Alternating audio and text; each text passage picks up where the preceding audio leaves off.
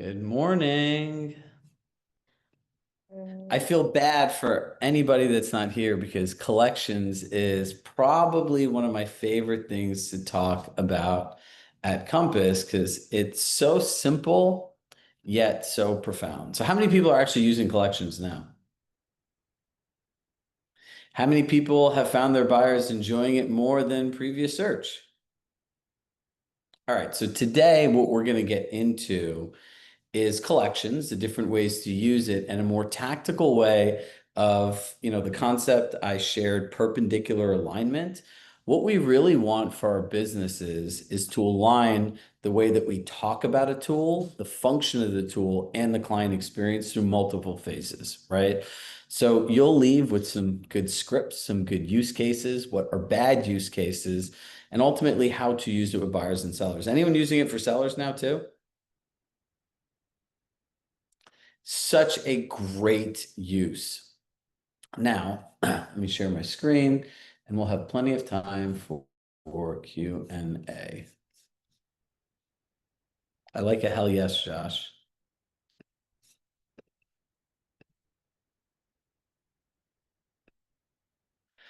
All right. So Compass Collections. Oop, where'd you guys all go? All right, there you are. So if you think about this, this is streamlining the home buying process, right? And, I always think of collections as a place just to collaborate an entire client search experience in one place. Now, sometimes to look forward, you have to look backwards, right? What did search used to look like? People would go on all these different portals. They'd send you a link from Zillow, a link from Redfin, some of your MLS searches, and it's just really confusing, right? And the nice part about even collections is you can request a tour for a property directly from the collection. So what does that mean for the client? Integration, ease of use, and what does that mean for you? Saving time, right? I always say that when you think about technology, the amount of time that you put into learning the functionality and how to use it the right way, over the time of using it, you'll save a minimum of 100 times what you put into it. So if it takes you 5 hours to learn this, you're going to save 500 hours over your career. It works every single time because the whole point of technology is to create a better client experience and to make things more efficient for you.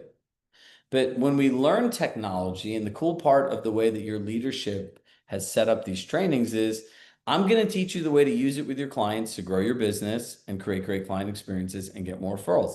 They're going to show you the exact buttons you hit to get there, right? So it is a true collaborative partnership.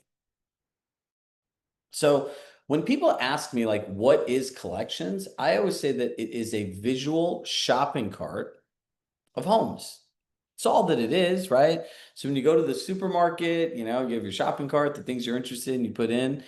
I have heard some of the craziest things in the world, and it's like a Pinterest search of homes. What if they've never been on Pinterest, right? When people say, what's Compass? It is the Google of real estate. Well, what is that? We have cutting edge technology. Please don't say that in any of your conversations, right? Like, what the heck is cutting edge technology? It's like the same thing. I see Sean smiling. So what do you want out of coaching? I want to be a go-to agent. What the hell is a go-to agent? Right? These are all words that make no sense. So write these three things down: clear, concise, and quantifiable. When you talk about collections, it has to be clear what a collection is, right? So do you know how many times I've role played with agents and I'll go through like their buyer pitch and so we're going to set you up on a collection. They don't have any idea what a collection is, right? So it's a visual shopping cart of homes. That is what you're going to say. And since people understand what a shopping cart is, a great statement that's clear, concise, and quantifiable help the other party understand what you're talking about, but also engage in the conversation, right? So what really makes a collection different, right? If someone asks you the question, what makes you different than another agent? That is not a conversation that you really want to have because how can Sean Zimmerman talk about Sean Zimmerman about how he's different than other people because that's somebody else's perspective, right? But what we need to understand are these four distinct points. It organizes all the collaborators into one place. It organizes the conversations to each specific property. It provides you access to off-market listings, right? We talked about this. You have 20% market share from what Sean had shared in 8 to 11 zip codes. If all of you put your properties on private exclusive, by virtue of this strategy, you'd have access to 20% more listings than any other buyer in the market. And that's something you can get signed agreements and full commissions to all day long. That is a competitive advantage, right? But when you talk about personalized agent engagement, I think of it in two different buckets, right? Number one, we'll go into about the whole concept of commenting and where to actually get the information to comment. But the other part is, as I alluded to a couple minutes ago, they can request a tour right in there. Do you think your buyer wants to write you a detailed email with random links and stuff to set up showings? Absolutely not. Do you think they want to call, email, and text you and then have to explain to you what properties they want to see? No. We live in 2025 in the world of artificial intelligence and tech. They want to hit a button. Do you know how many different places now are using robots for things? In LA, my partner, she was at a hotel. She ordered room service and a robot brought her food. In Europe, they have baristas that are now robots. In China, they have a new AI driving car that does all these things for you. And it's like being in a Maybach where you have reclining leather massaging seats. It is very, very interesting as where the world is going. I'm going to pause for 1 second. Can you add private exclusive and popular collection activities? Yes, you can. You can put anything you want that's in your Compass portal into a collection. All right, so introducing Compass collections, right? And this is where sales and conversations comes in. So if we have not talked about it, I want to introduce you to this concept of what I call framing, right? If you take the frame out of a conversation, it makes no sense, right? So framing, in my belief, is sharing something based on the context of the way that somebody sees the world, their beliefs, their values, or a situation or circumstance that they've already experienced in the past, right? So if I was talking to Sean and Stephanie, I would ask them, has there ever been a time that you've lost an important communication through multi-channel communication, all right? Multi-channel or multi-channel comms, right? However you want to say it. Phone, email, text, social. I put the ... because that equals a pause, right? And they're going to say, yeah, like, and they look at each other and they're like, yeah, all the time, right? Because I've talked to people, and raise your hand if this has happened to you. You'll be texting somebody on one platform and then you'll be DMing them something else on Instagram, and this all is happening around the same time. Fragmented communications means things slip through the cracks and your clients have a worse experience. So they're going to say, yeah. And they're going to say, so tell me a little bit more about what happened and what was lost, or was it time? Was it? And now as they're saying this, you don't realize this, but they're selling themselves on why they need to work with you and use this software. That is exactly what we don't want to happen during your search process. Can I share with you how our proprietary solution will allow you to organize your entire search process in one place? And they're going to say, yeah, that's great. You've now framed the conversation. It's in a direct benefit and solves a problem that you help them identify and create. And now you're off to the races. But it's really important to start the conversation out this way. Don't start out with, all right, we're going to make you a collection. You've already lost them. They're checked out. We don't want to speak in acronyms like MLS. MLS could stand for Major League Soccer. We're going to share the comps. Like, everyone doesn't know what comps means, right? We can't talk in our industry acronyms, or as I would say, Compass acronyms, because there are lots of them, right? So if you think about this, this is how you use this effectively. You go insure 5 properties. You realize my dad is now part of this process, right? Got to love those first-time home buyers with their parents who are completely unrealistic on what the market is today. And their job is to try to protect their kid. And I always tell people, like, you can listen to your parents, but you're just never going to own a home. So you can choose whatever works best for you, right? But if dad's part of it, say dad's helpful, right? You can add him to the collection so he can add his 50 years of life experience to it, right? Can't do that anywhere else. You should be hand selecting properties for people, right? And that's where a filter comes in, right? And we'll get into more of the questions you ask and how that works. And I promise you that this light bulb will go off in your head and you'll be like, there's no way this is this easy. And this will literally get buyers to all want to work with you. And one of the things I found really interesting, and I could send you guys a recording, Compass in, I think it was like last October, had like a free coaching week, and a really close friend of mine who I mentored, who literally like, and she was a coach here too, sounds like me, talks like me, was doing a live buyer consultation. I was the client, and she knows a lot about like my life, my family, my partner, what I want. And she just started coming out with these lines during the consultation because it's not like we rehearsed it or anything.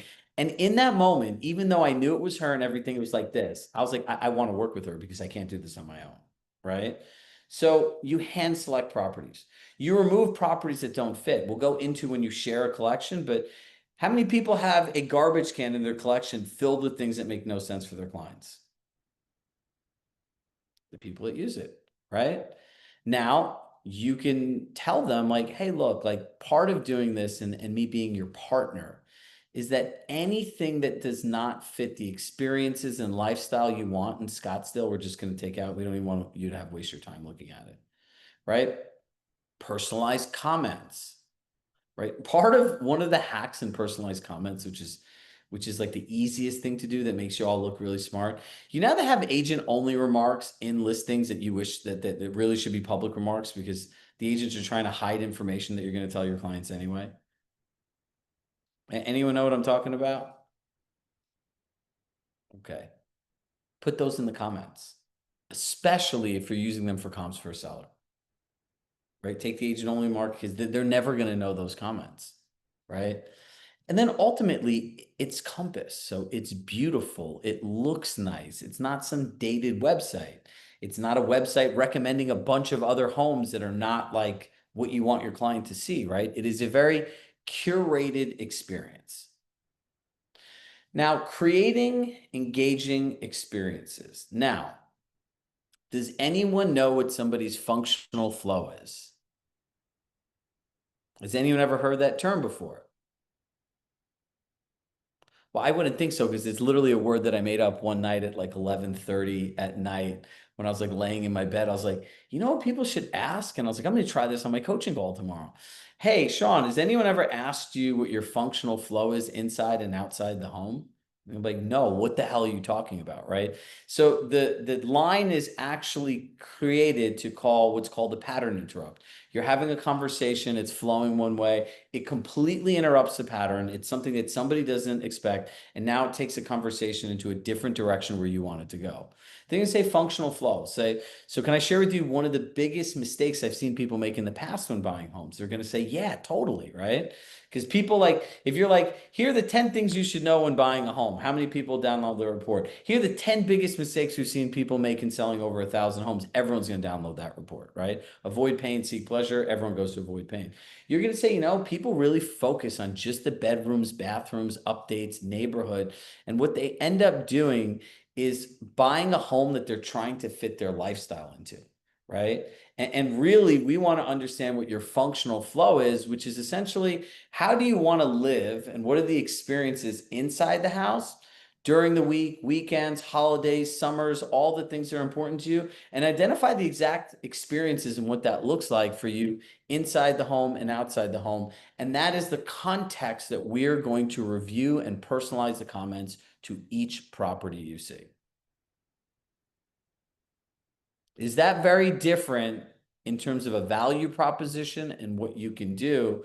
And many of you do this already, right? So if you think about it, I'm doing a buyer consultation. I'm going to pre-qualify them so I understand exactly what they want.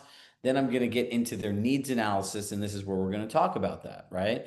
So then when we're going through the buyer consultation, and this is what Kate did, which was really good. So like if you ask me what I want in a house, right? Like I want a house, I don't want to be near neighbors. I want mature landscaping. I want trees everywhere. I want a pool. I'd like a place to put a zip line. My son wants a full court basketball. This is why you see how it works so much, right? And then inside the house, there's a variety of other things. So she started asking me, she goes, so let me ask you a question. Like, if you're going on a website, can Zillow or any other site tell you that this house is not near anyone, that has a lot of trees, and it offers uber privacy? No, I go, that's not a search feature, right? Can anyone tell you? And then she just kept naming different things that were different experiences I want to have in detailed intricacies that are not listed in general information. And she used it based on the pre-qualifying she did when she walked through my functional flow and everything I wanted. And then the next thing she did was show me another collection that she created for a client and how this all integrated into their search. Has these things, but this is an experience you really wanted. So it's like not in your core 5 elements, but if you still want to look at it, let me know. This house is really great, but then people really understand what you're doing for them and that you're working for them. It is very, very different. So let me ask you all this today and pause. How do you guys introduce collections and choose what kind of comments you leave? For those of you who are using collections.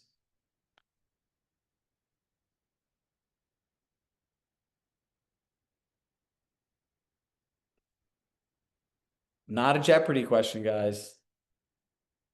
All right, Claire, I'm calling on you. I was trying to type and then my phone was ringing. So, um, the comments that I leave or that my clients leave, or How do you get the most important thing for everyone to understand is how do you get the information you need from your client so the comments feel like that they're seen, heard, and listened to, right? And it's very personalized to them, right? So a great comment is like, all right, she's essentially taken a filter of everything she knows about me, my house, my community, my family, my dog, my cat, my sister, my brother, my in-laws, whatever it is, and explain to me in the comments how that house works on my specific situation. How do you currently get that information from people? because you can comment on the actual listing to point out different characteristics that the house has that matches what they're looking for and create like So, a but what's your conversation, process on getting the right information to be able to make the right comments? asking them the right questions. So, what are the questions you ask? Uh, Specifically, like what do they have pets? Do they need a yard? Are they looking for less maintenance? Do they want something low maintenance? All right, so I'm going to owe you a favor for doing this because I just put you on the spot here. So I'm going to tell you, I want a really backyard. I want a really large backyard, about an acre of flat land, as well as, a pool, a jacuzzi, and a pool house. What would your response be? We can definitely set that up with different filters. Okay, so ready? Now tell me the same thing. What do you mean? Repeat back. You be the client, and I'm gonna be the agent. I'm gonna flip it.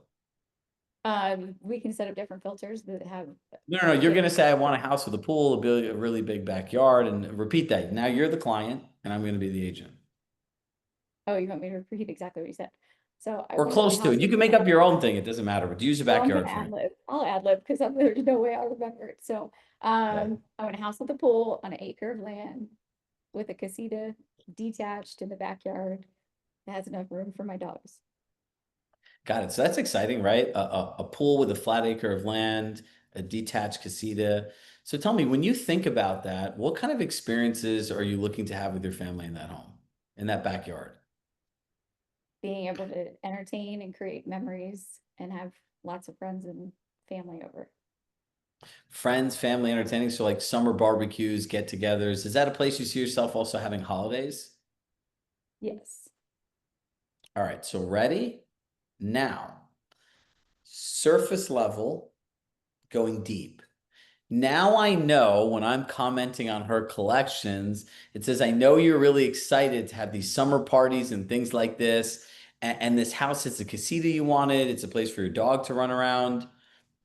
And now you could personalize, like not a search filter. You can take exactly what they said. Now, here's the craziest thing on here. If this was all recorded, like on a Plod note, like I told you to get, and you uploaded it to ChatGPT, and then you put the link to the property, and you said how to like connect in bullet points, how this connects to what the clients want, and the experience, it'll literally write the whole thing out for you. Like you don't even have to think about this anymore. Right. So there's a way of integrating, but it's all about asking the right questions, right? So in this illustration, thank you, Claire. I appreciate it.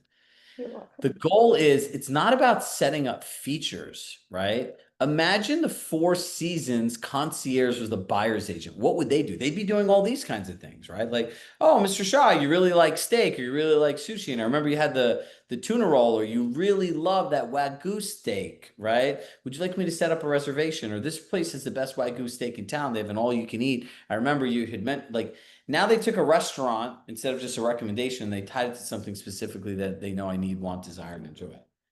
Make sense, everybody? This is why the role playing sessions are so important. Because if you don't practice this, it will never just roll off your tongue. I have not sold a single house in 7 years, but I practice. I have to practice this.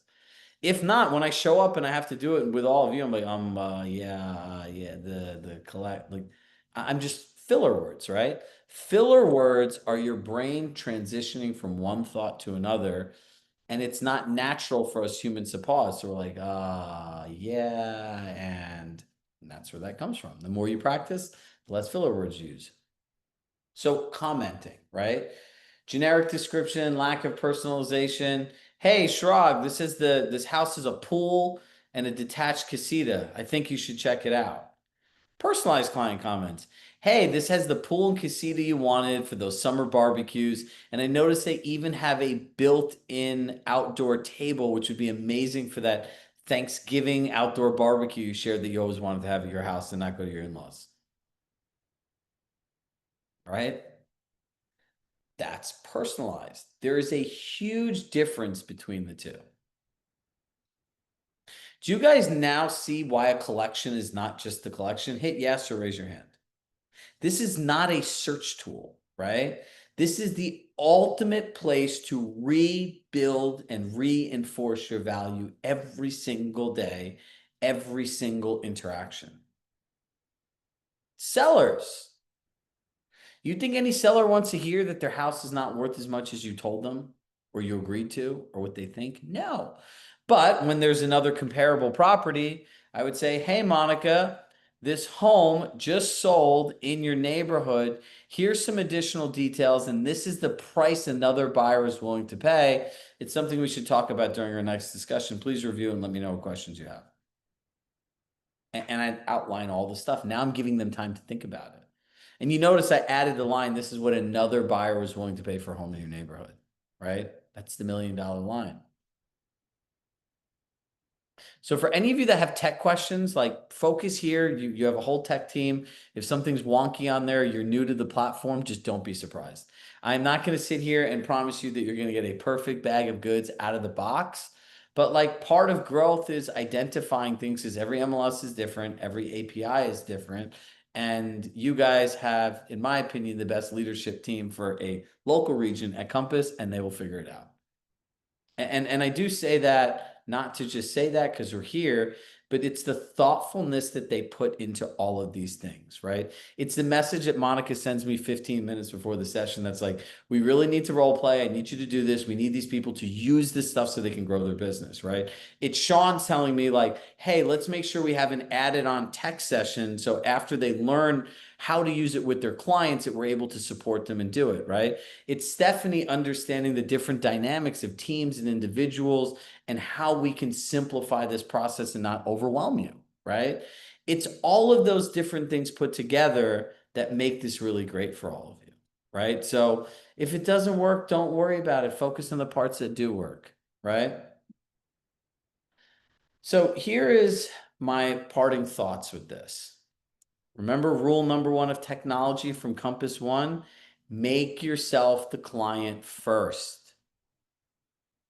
If I were all of you, whether you use collections or you don't use collections, go get a dummy Gmail address and a device that does not have your Compass account logged into it.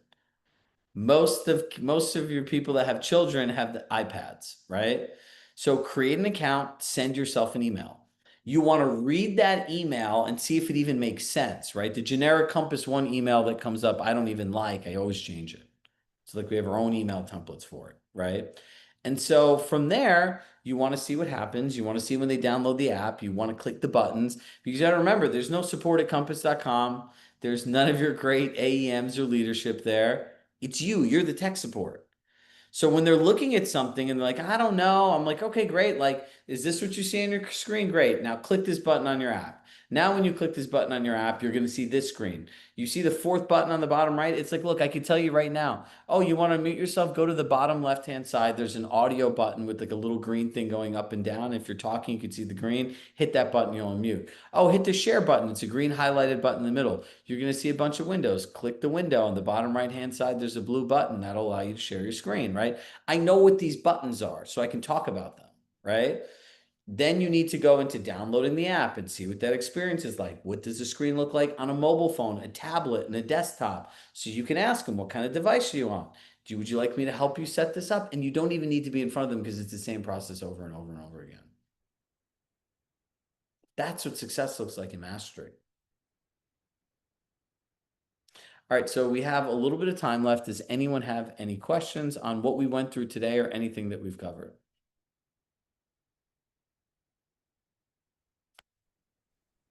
Question on the comments. Do you recommend commenting on properties that do not fit their criteria or just trashing them? Like saying Trash. doesn't Trash. fit due to this. Okay, just remove it. Don't waste your time. So yeah, so here's what you want to do. So you'd want to echo back to me, right? This is your functional flow. These are the things you want. This is your bedrooms, bathrooms, and everything like that. Just so we're on the same page and that you can optimize your time when looking at homes. Anything that doesn't fit this, I always say that like, what are your must-haves and what are your deal breakers, right? So anything that they've identified as a deal breaker in a home, I just trash, right? And I Okay. tell them that in advance. Your garbage can in your collection is filled with things that you don't want to see and that you'd hate living in. And they're like, all right, Okay. great. Okay. Thanks. Here's a good question. What do you do with buyers that have a broader search, right? So Seth, unmute yourself. Hey there. So part of search, right? And this is another good thing that AI can do too, is like filtering it, right? So when they're searching in different communities, what's most important to them, right? So there's certain things in a house based on different communities and zip codes, like in 1, 2, 3, 4, 5, and 6, 7, 8, 9, 0, you're gonna get a different bang for your buck, right? So I would tell them I'm gonna pick 3 homes in each zip code, right? Together outside of this, we'll understand the unique lifestyle features that most align with your functional flow and needs, right? I'm going to pick 3 properties from each zip code so you can see what the value is for what you invest in. And let's go look at these houses. Say it's 3 zip codes. We'll go look at 9 houses and let's filter down which one you think gives you the most value while getting you as many of the things you want in the lifestyle in the community. I would not populate it with all this stuff. Okay, so, but in place of the collection, there's not a place that would be like an MLS search portal. Forgive my ignorance on that, but I just feel like the collections make I don't sense know for some clients and not for others. Every client has different criteria, right? I think part of having an expert advisor like yourself would be your ability to listen to me, ask me the right questions, get the right information, and get me started, right? So like once you get started, now you have 3 different zip codes and 3 different price points of what you get for value, and then you decompress with them, right? You have a plot note that captures all their feedback and everything, and one, you can analyze that with AI and to figure out what patterns and stuff. 2, you could send the things back to them in their own words and organize it nicely. It's like they have to choose.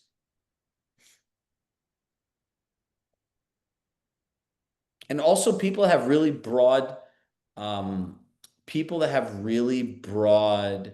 search criteria are generally people that are not looking to move anytime soon.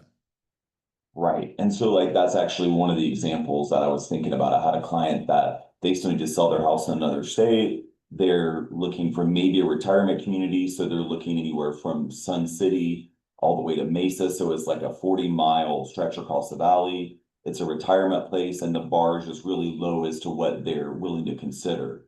And so I was trying to set up a collection for them, but there was like 600 homes in there, and they just didn't have a lot that they really needed in it. And so I kind of like was used to the MLS search portal where they're adding things and I'm suggesting things in there. And it's like you can start with a broad search and kind of whittle it down inside of the portal. And the collections, I don't know if it's meant to be used in a totally different way. And so I'm just trying to get my mind to understand what am I supposed to do in that situation. And they add to the collection, or is it only the agent that can add? Well, here's the thing. Let's take a step back outside of that, right? Our job is to ask questions to eliminate things in the process, right? If they have 600 homes, what they want is too broad, right? So if you think about it, search criteria and filters are meant to filter things in and filter things out, right? So you start with the deal breakers. What would you absolutely hate in a home in a community that would make you not want to live there? And then I would frame the conversation. I'm going to say, hey, look, while exploring different communities and finding you the right next place, I'm going to start off with the things that you really don't want so that we know just to make sure never to show you those. You don't have to lose your time. And that's our job to figure out, right? So, what are things that you like? And then get into some of the other areas, right? And you're literally asking questions so you can filter things out, right? So, start thinking through questions based on search filters and things that can filter properties out. Because when you're looking in three different zip codes, it's like, you'll put the three different zip codes in, you'll put like 5 to 700,000 because not only do they have different zip codes, they generally have large ranges of price, right? And then you can start there.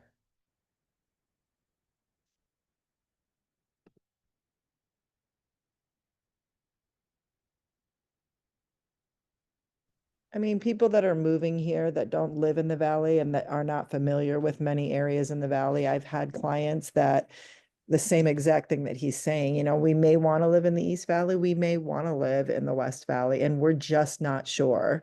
So you can tell them, the highs and lows of each of those parts of the valley.